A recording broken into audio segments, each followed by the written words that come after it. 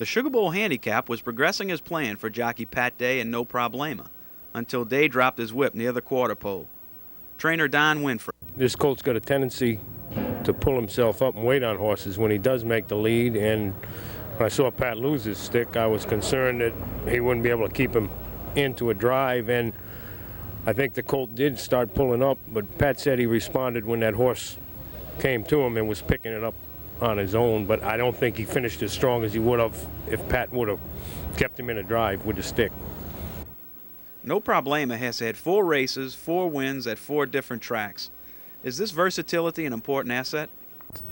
Definitely. I think, you know, if he develops into a top 3-year-old, it'll really be a benefit to know that you can take him somewhere without a whole lot of preparation on that racetrack. You don't have to go be there 3 weeks training and working.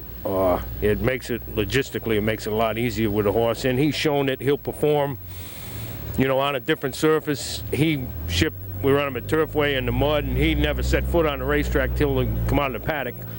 And I mean, run a good race. And I think that's one of this horse's strong points is he's a smart horse.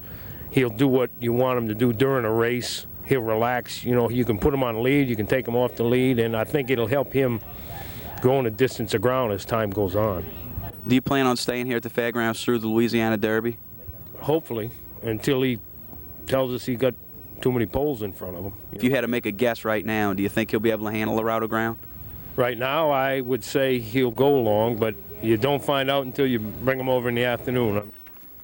1988 sprint champion Gulch ran a 1:10-2 6 furlongs at Churchill Downs last fall to win the Breeders' Cup Sprint. No Problema was the only other horse to run the same time, the fastest of the meeting. And No Problema had a less than ideal trip when he ran his 10-2.